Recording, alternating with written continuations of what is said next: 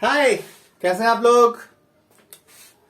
चलिए, हम लोगों ने प्रीवियस लेक्चर में क्या देखा था। हम लोगों ने प्रीवियस लेक्चर में क्या किया था, वर्क का एक्सप्रेशन डिराइव किया था और वर्क के बारे में छोटी छोटी मगर मोटी बातें बात करी थी। Okay, so we are ready with new lecture, जिसमें कि हम लोग सेब्रल प्रोसेस में वर्क का कैलकुलेशन करेंगे। चलिए, so we are ready with this series, calculation of work. Calculation of work कैसे करेंगे, कब, क्या क्वेश्चंस आएगा या फिर दूसरे क्वेश्चन में यूज होगा। देखो, क्वेश्चन इस सेक्शन से तो नहीं पूछता, पूछ दिया तो अच्छी बात है यार, मस्ती कर लेना। लेकिन यदि इस सेक्शन से क्वेश्चन नहीं पूछ के किसी और चीज से में भी एप्लीकेशन होगा तो सेम काम होगा। पहला प्रोसेस हम ले रहे हैं, दुनिया का बहुत फेमस प्रोसेस। हम लोग हमेशा इस प्रोसेस में वर्क करते हैं। This one is isothermal process. भैया मेरे, आइसोथर्मल प्रोसेस के बारे में आपको पहले भी बताया था। फॉर आइसोथर्मल प्रोसेस क्या होना चाहिए? For isothermal process delta T is zero. Yes, for isothermal process delta T भी जीरो, डी टी भी zero.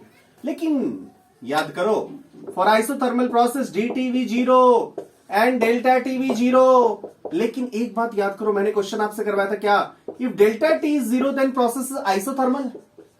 Delta T zero then process is isothermal. Yes और नो, फटाफट रिप्लाई करो, यस और no, yes और नो। नो, आइसोथर्मल के लिए D T zero होता है, डेल्टा टी भी जीरो होता है। ये इससे ये दोनों करेक्ट है, लेकिन इससे इधर आ सकते हैं बट ये नहीं कर सकते भैया। हो सकता है ना कुछ राउंड राउंड मारते हुए सेम टेम्परेचर पे पहुंच जाए। अरे बोलो, बीच में कुछ भी रहा हो उससे क्या मतलब। डेल्टा टी तो दो ही पॉइंट है ना, फाइनल और इनिशियल। और डी टी क्या बोलता है, हर अगला पॉइंट, हर अगला स्टेट, हर छोटा सा चेंज में स्टेट। इसमें dt जीरो है मतलब टेम्परेचर कांस्टेंट है, डेल्टा टी जीरो है मतलब टेम्परेचर कांस्टेंट है। No, final temperature and initial temperature same है, यही कह सकते हैं डेल्टा टी जीरो का मतलब। सो आइसोथर्मल है तो dt और डेल्टा टी दोनों जीरो है मतलब टेम्परेचर कांस्टेंट है। बट डेल्टा टी जीरो है तो आइसोथर्मल नहीं बोल सकते, dt जीरो है तो आइसोथर्मल बोल सकते। Yes, we can say if dt is zero then process must be isothermal. If delta t is zero then process can be isothermal. Can be, can't be. We can't tell something means आप एकदम से नहीं कह सकते कि भैया मेरे delta T zero है तो आइसोथर्मल ही हो भी सकता है, नहीं भी हो सकता है। We need more information regarding that. Okay, so ये करने के बाद ये सब चीजें आपको बताई गई थी।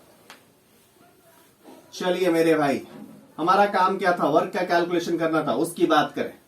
आइसोथर्मल में हम लोग बोलते हैं for isothermal dt must be zero, और dt जीरो होगा इट मीन्स टेम्परेचर कांस्टेंट होगा।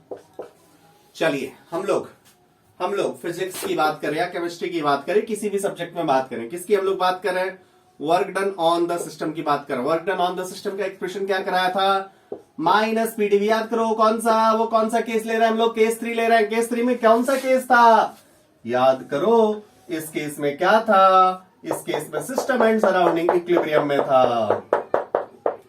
सिस्टम में भी गैसियस प्रोडक्ट, सिस्टम में भी गैस था, सराउंडिंग में भी गैस था, ये दोनों इक्विलिब्रियम में है। और हम इस मूवेबल पिस्टन को ऊपर नीचे कर रहे हैं माय डियर स्टूडेंट्स। हम इस मूवेबल पिस्टन को ऊपर नीचे कर रहे हैं और ऐसे कर रहे हैं सच दैट सिस्टम का टेम्परेचर कांस्टेंट है, सच दैट सिस्टम का टेम्परेचर कांस्टेंट है। For system dt is zero means temperature is constant, system का टेम्परेचर कांस्टेंट है। सो चलिए, work done on the system क्या बोला, माइनस पी इंटू डीबी। क्या एक्सटर्नल प्रेशर, यस, इंटरनल और एक्सटर्नल सेम है भैया। सो कहीं भी एक्सटर्नल प्रेशर भी लिखा हुआ रहा, कोई फर्क नहीं पड़ेगा। अब इसको कैलकुलेशन करने के लिए, ये वाला कैलकुलेशन करने के लिए, let us suppose V initial से वी फाइनल तक जा रहा है, इस पार्ट का कैलकुलेशन करने के लिए हमें क्या चाहिए, या तो प्रेशर कांस्टेंट हो। क्या प्रेशर कांस्टेंट है, नो। या तो प्रेशर और वॉल्यूम का वेरिएशन पता हो। ये पता है क्या, हम लोग लेके चलते हैं फॉर आइडियल गैस ले लेते हैं।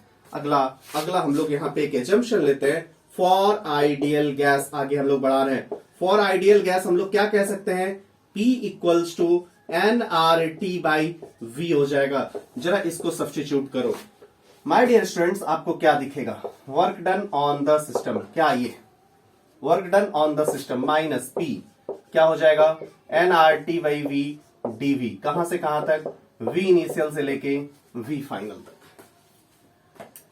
नहीं आया।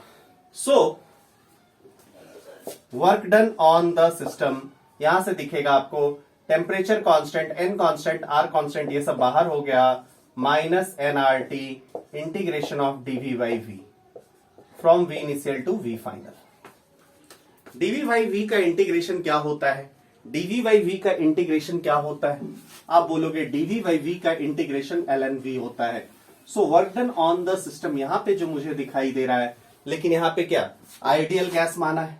दूसरी बात, मैंने ये एक्सप्रेशन यूज किया है, तो प्रोसेस रिवर्सिबल है, बिकॉज हर पॉइंट पे हमने सिस्टम एंड सराउंडिंग को इक्विलिब्रियम में माना है। चलिए, सो work done on the system, ये वाले क्या हो गई, minus nRT, dV by V का इंटीग्रेशन ln V। कहां से शुरू करना है, V इनिशियल, फाइनल क्या है, V फाइनल, पुट कीजिए इसको, माइनस nRT इंटू ln, पहले ऊपर वाला पुट कीजिए, ln V फाइनल माइनस ये वाली पूरी चीज है ना, ln V इनिशियल। पक्का, ये जैसे ही आपके सामने आया, आपको ln की ये प्रॉपर्टी पता होगी। जो बायो वाले लोगों को नहीं पता, अरे यार घबराना नहीं है, बिल्कुल घबराना नहीं है। उस केस में क्या है, ln की कुछ प्रॉपर्टीज है जो आपको पता होनी चाहिए, कहीं से भी पढ़ लो। जब भी आज के बाद ln y minus ln x दिखेगा, हम लोग इसको ln y बाई x लिख देंगे। लाइव क्लास में आपको यदि कुछ दिक्कत होगी आप बोलिएगा, मैं आपको ln के प्रॉपर्टीज के बारे में जो डिटेल्ड, जो आपको पता होने चाहिए वो मैं बता दूंगा, इससे ज्यादा केमिस्ट्री में लगेगा नहीं। Okay, so work done on the system, ये this is the first expression. आप बोलोगे कभी कभी कैलकुलेशन में क्या होता है ना, कभी कभी कैलकुलेशन में ln की जगह log लिखा होता है, कोई दिक्कत नहीं, ये भी यूज कर लो, minus nRT ln V by VF by VI की जगह आप क्या कर सकते हैं, जब भी ln है तो log का बेस E है, और log का बेस यदि 10 लाना है तो 2.303 से मल्टीप्लाई करना पड़ेगा। अब 2.303 से जब आपने मल्टीप्लाई कर दिया तो ln का बेस क्या हो गया, बेस अब log बेस 10 हो गया। अंडरस्टूड।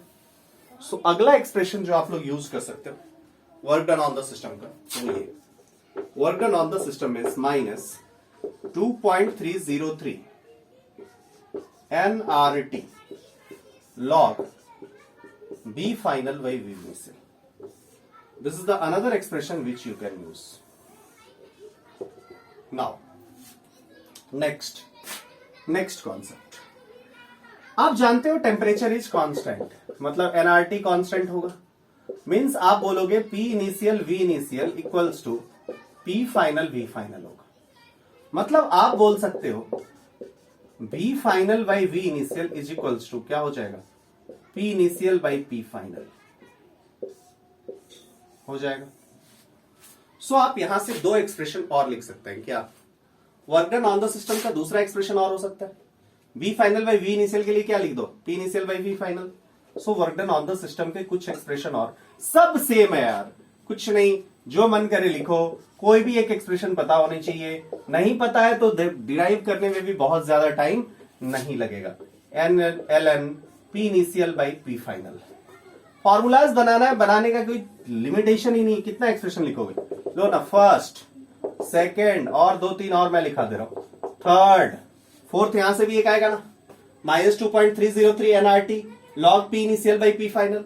चलो log के आगे वाले में कॉम्बिनेशन ले लिया, अब दूसरा क्या लिख सकते हैं, T constant, nRT constant, nRT का वैल्यू क्या है, P इनिशियल V इनिशियल या P final V final, nRT की जगह क्या रख दो, P initial V initial, nRT की जगह P फाइनल V फाइनल। मतलब ऐसा कोई सा भी एक्सप्रेशन हो आप यूज कर सकते हैं, कितना एक्सप्रेशन यूज करोगे, आपके पास बेसिक कॉन्सेप्ट्स होनी चाहिए, आप कर लोगे। लेकिन हाँ, ये सारे एक्सप्रेशन में ध्यान रखना, these all expression are valid only for, सारा एक्सप्रेशन एक साथ हम लिख रहे हैं, but this all expression are valid work done on the system का ये सारा एक्सप्रेशन जो है ये वैलिड किसके लिए है? For reversible isothermal process. और यही work done by the system हो जाएगा, तब क्या करेंगे भैया? अरे work done by the system हो जाएगा तो उस केस में हम लोग इंटीग्रेशन पीडीवी लेंगे, इंटीग्रेशन पीडीवी लेंगे मतलब सब जगह से माइनस साइन हटता जाएगा। अब मैं सारा एक्सप्रेशन लिख देना, for reversible isothermal process, for reversible isothermal process क्या होगा? Work done on the system, पहला एक्सप्रेशन क्या डिराइव किया था? Minus NRT L N V F by V I. चलिए दूसरा एक्सप्रेशन क्या डिराइव किया था? Minus NRT L N P I by P F. देखना वी एफ ऊपर तो पी आई। तीसरा एक्सप्रेशन क्या डिराइव किया था? माइनस एनआरटी 2.303 माइनस 2.303 एनआरटी, जिनको फॉर्मूलाज पसंद है लॉग, अब यहां पे लॉग हो जाएगा, लॉग वी एफ। लो लो क्या लो, कितना लोगे, कितना एक्सप्रेशन लोगे? लो और भी लो और भी लो और भी लो, ये सब में कुछ भी दिख सकता है। P initial by P final, जिसके पास बेसिक कॉन्सेप्ट है वो डिराइव, कुछ भी एक भी एक्सप्रेशन ध्यान नहीं रखेगा, डेरिवेशन में 5 सेकंड लगना चाहिए, यहां तक आपका रीच कर जाना चाहिए प्रैक्टिस। एनआरटी की जगह P initial V initial L N V F by V I, और भी एक्सप्रेशन लो, minus P initial V initial की जगह P into V, sorry P into V रख दो ना किसी भी पॉइंट पे, P into we.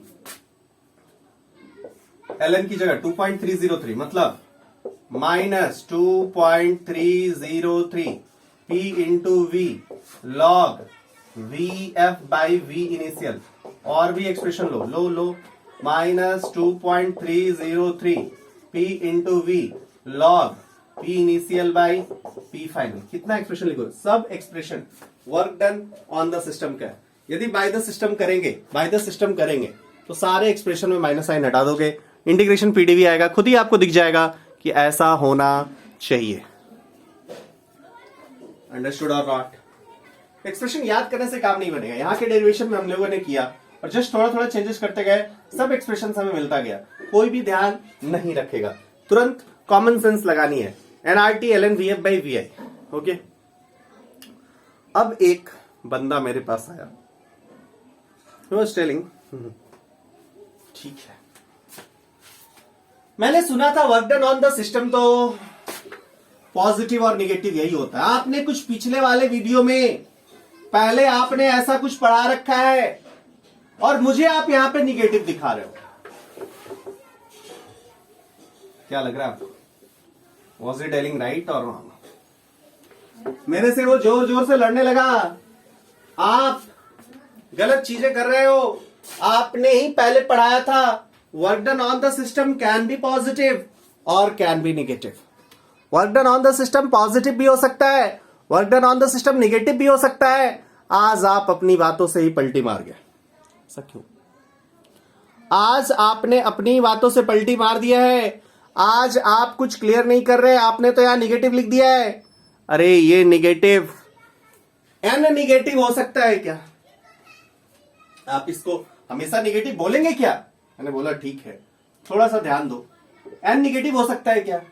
N is always positive, R is also positive, T temperature है, निगेटिव पॉजिटिव दोनों हो सकता है। अरे भैया बट यहां पे टेम्परेचर केल्विन स्केल में है, so it is also positive.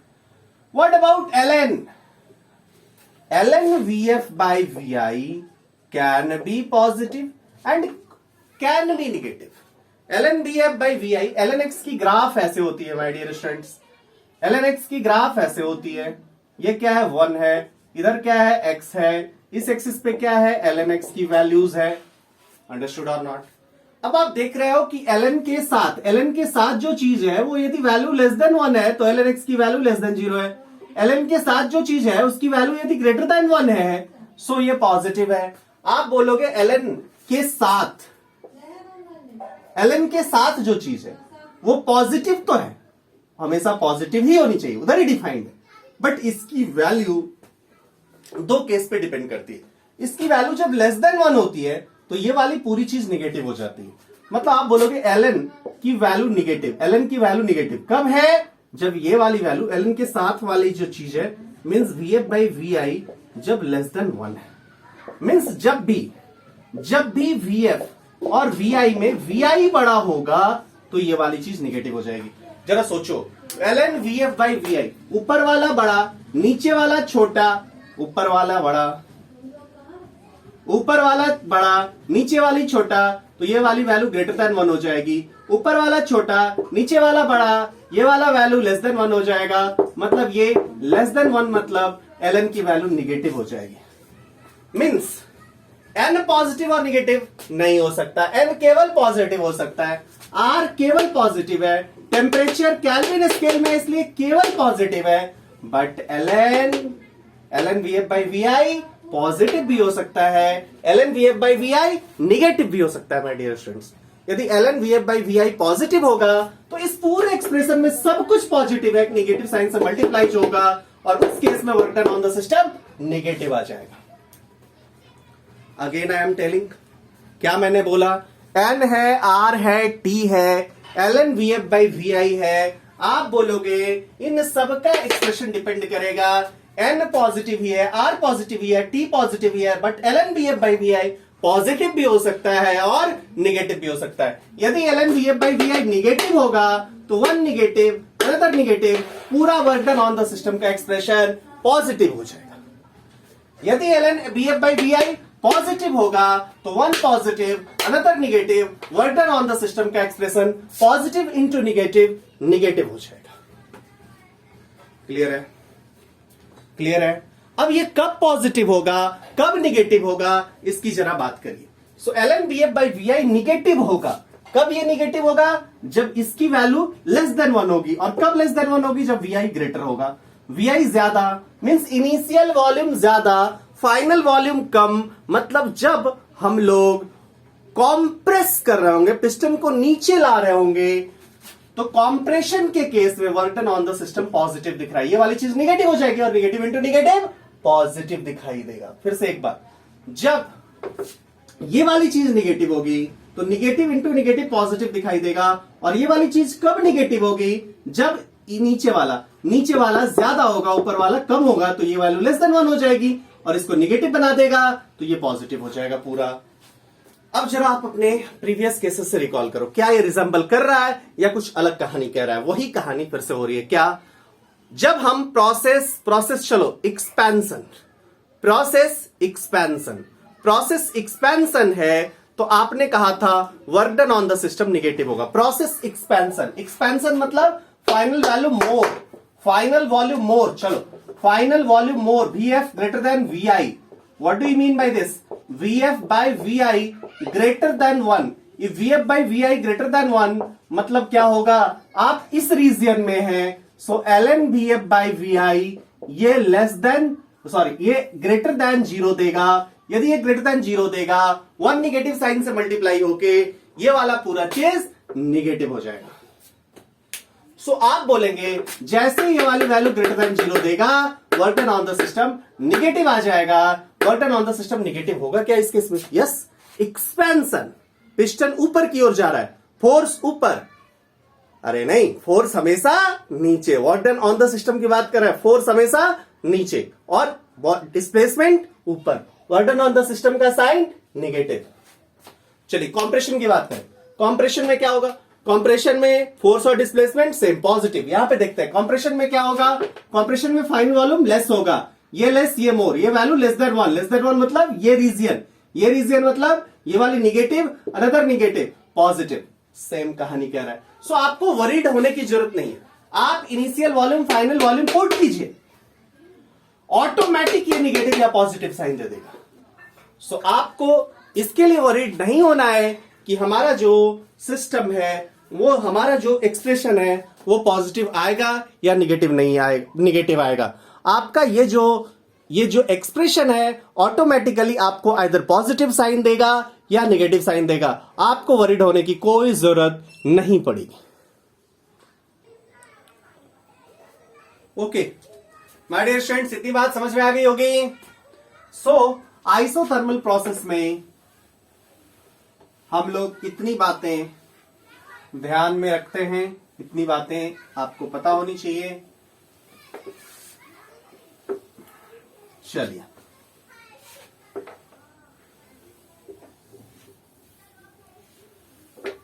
अब जरा समझना, मतलब बड़ा इंटरेस्टिंग है ना।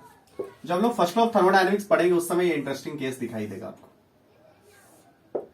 ये वाला पिस्टन है, this one is piston cylinder system. इसके ऊपर भी गैस है और ये प्रोसेस में टेम्परेचर कांस्टेंट है, means there is no exchange of heat. यहां पे हीट इन ट्रांजिट नहीं। इस पिस्टन के पास इधर होगा तभी होगा या नहीं होगा, ये सारी कहानी हम लोग करेंगे। लेकिन इस प्रोसेस में सिस्टम का टेम्परेचर कांस्टेंट है, मतलब इसकी इंटरनल एनर्जी कांस्टेंट है। क्या ऐसा चीज है जो ये प्रोसेस को कराएगा, ये हम लोग आगे पढ़ेंगे। थोड़ा विजुअलाइज करेंगे कि कैसे ये प्रोसेस हो रहा है। चलिए आगे बढ़ते हैं, हम लोग क्वेश्चन शुरू करें। पहला क्वेश्चन, मान लो ऐसा तुम्हें कहता है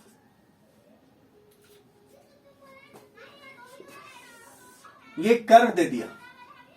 अब ये देखते ही लोग मान लेते हैं कि ये रेक्टेंगुलर हाइपरबोला है। गलत बात। थोड़ा सा वेरिएशन करना, थोड़े से पॉइंट्स को जरूर देखना।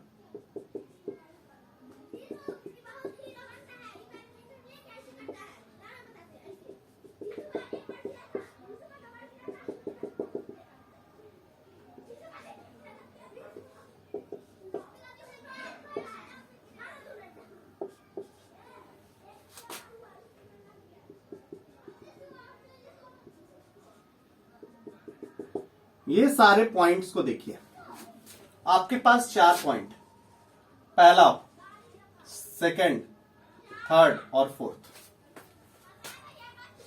आपसे पूछा है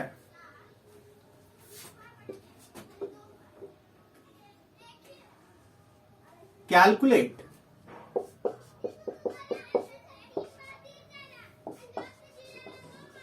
वर्क डन। फर्स्ट पार्ट है work done by the system. Second, area of the region A B C and this one is D, A B C D। चलिए फटाफट हम लोग जरा सोचें।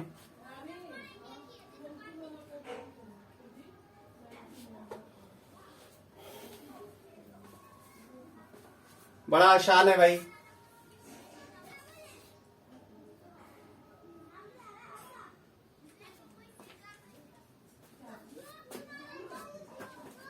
पहली, work done by the system.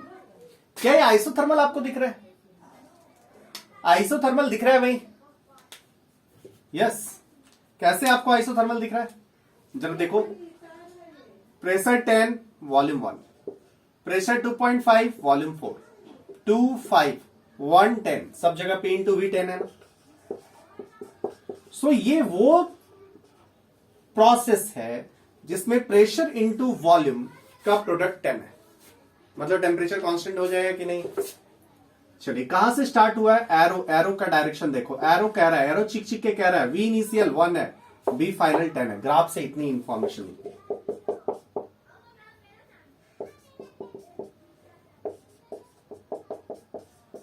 चलिए work done on the system, work done by the system निकालना। Work done by the system क्या हो जाएगा? एनआरटी। जब बुरे दिन आ गए, भूल गया मैं, मान लो मैं भूल गया, मुझे नहीं पता माइनस साइन लेना चाहिए नहीं लेना चाहिए, मैं ये लिख दिया L N V by V, ये लिख दिया। चलिए, work done by the system. Process आपको क्या दिख रहा है? एक्सपेंशन। एक्सपेंशन दिख रहा है मतलब पॉजिटिव होना चाहिए, पॉजिटिव होना चाहिए, तो एनआरटी तो पॉजिटिव है, ये वाला भी चीज पॉजिटिव होना चाहिए। फाइनल वॉल्यूम ऊपर लिख दिया, वी इनिशियल लिख दिया, क्योंकि L N V by V I positive बन गया, मतलब साइन से ये सही आ जाएगा। अंडरस्टूड और नॉट? तो पॉजिटिव निगेटिव के बारे में थोड़ा सा सोच के लिखना हमेशा सही होगा। चलिए मेरे भाई, एनआरटी की वैल्यू पी इंटू वी के इक्वल होती है। पी इंटू वी कितना है? 10 litre into ATM. Understood? L N, अब क्या लिखे? वी एफ फाइनल वॉल्यूम कितनी है? 10 लीटर। इनिशियल वॉल्यूम कितनी है? 10/1। एल एन 10, ये वैल्यू कितनी आ जाएगी? 2.303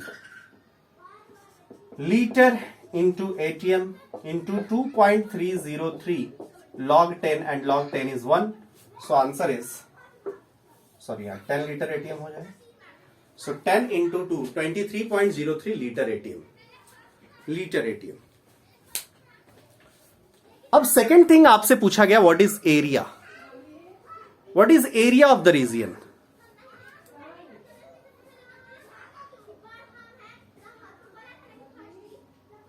एरिया ऑफ द रीजन आपसे पूछा गया, एरिया ऑफ द रीजन, वो भी बहुत आसान है my dear students. Area of the region बताना है, कहीं कोई दिक्कत नहीं होनी चाहिए। एरिया याद करो, WOS या WBS का magnitude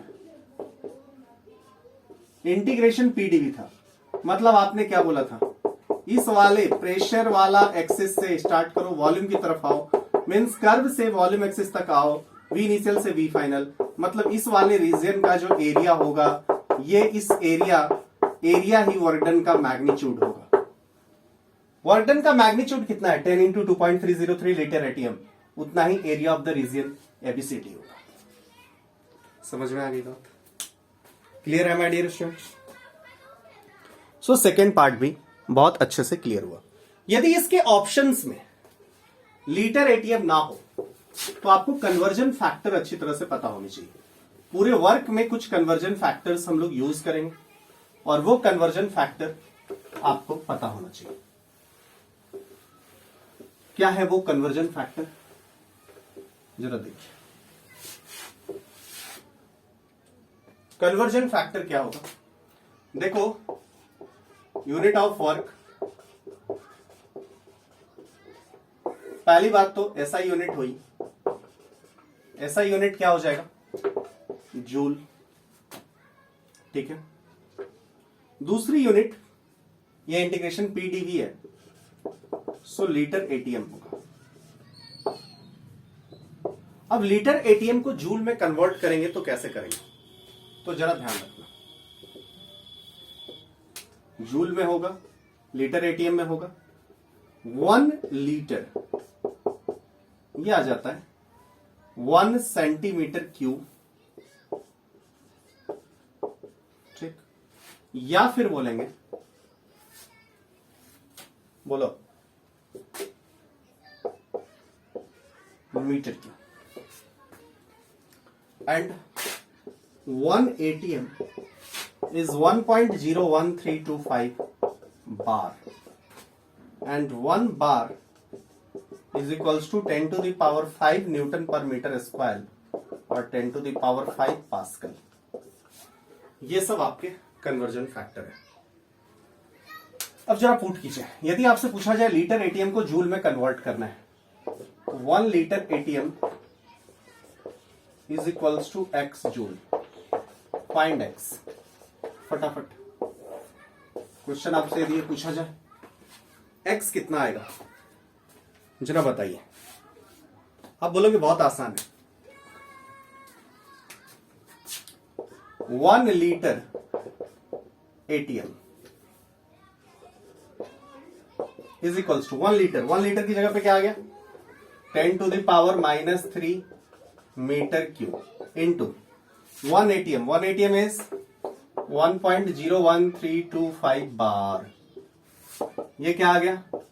10 to the power -3 metre cube into 1.01325 into 10⁵ newton per metre square. ये कैंसिल हो गया। This one is 101.325 newton into metre, that is joule. So आज के बाद हम लोग ध्यान रखने के लिए 1 लीटर एटीएम अप्रोक्सीमेटली 100 जूल ध्यान रखेंगे। वैसे एक्चुअल क्या है 101.325 जूल। सो यदि आपको ये ऑप्शंस, ये वाले ऑप्शन, मतलब ऑप्शन में लीटर एटीएम छोड़ के जूल में रहा, तो ये कन्वर्जन फैक्टर होगा जिससे कि आप कर लेंगे। अंडरस्टूड और नॉट? क्लियर है my dear students? It should be clear to all of you.